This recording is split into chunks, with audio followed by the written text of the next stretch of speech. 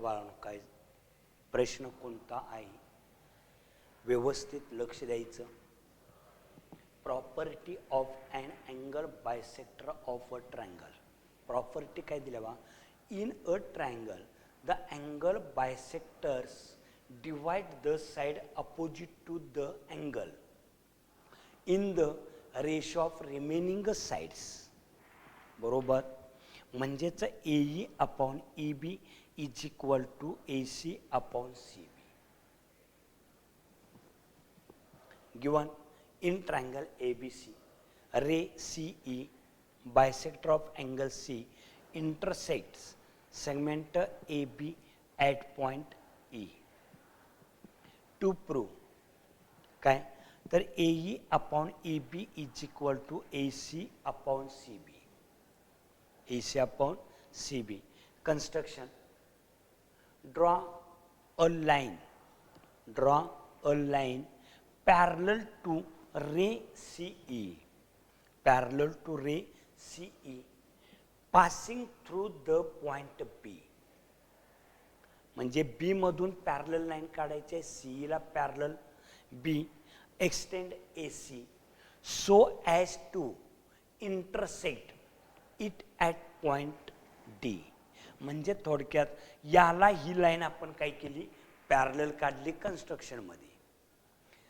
Proof बघा, proof मध्ये काय करायचं, रे CE parallel BD, ray CE parallel ray BD and AD is transversal, AD is transversal. याला ही line parallel काढली, ही transversal घेतली तर याला हा अँगल इक्वल होईल.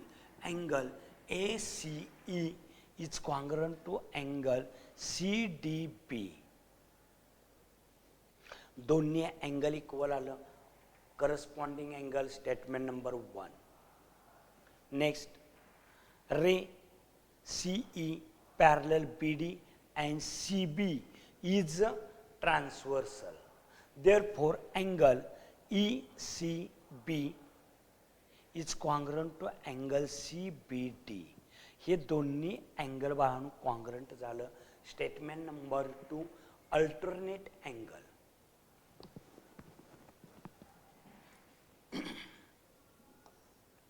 बघा आणि एकदा, याला हा equal statement number 1 corresponding angle. Next, याला हा ट्रान्सवर्सल घेतला की याला हा अल्टरनेट स्टेटमेंट नंबर 2. दोन स्टेटमेंट झालं. But angle ACE congruent angle BCE हे दोन्ही अँगल इक्वल आहेत, हे इक्वल आहेत, याच्याबरोबर हा इक्वल आहे. चारही अँगल कॉन्ग्रुएंट झाली, चारही angle congruent. Therefore angle CBD is congruent to angle CDB. दोन्ही अँगल कॉन्ग्रुएंट झाले. मग हे दोन्ही अँगल कॉन्ग्रुएंट असतील तर आपल्याला अपोजिट साइड कॉन्ग्रुएंट असतील. ओके, दोन्ही साइड इक्वल आल्या, side opposite to congruent angle, दोन्ही side equal. In triangle ABD, ABD मध्ये बाळांनो CE parallel BD. Basic proportionality theorem BPT theorem नुसार AE अपॉन, आता लक्ष ठेवा आणि एकदा, याला ही पॅरलल दिलेले AEBDC. In triangle ABD CE parallel BD. Therefore, by basic proportionality theorem, AE upon EB is equal to AC upon CD. Therefore, AE upon EB is equal to AC upon BC. का CD ची लांबी आणि CB ची लांबी equal दिलेले आहे statement number 4 मध्ये. मग ही लेंथ काढली आणि ही लेंथ टाकली. CB is equal to CD.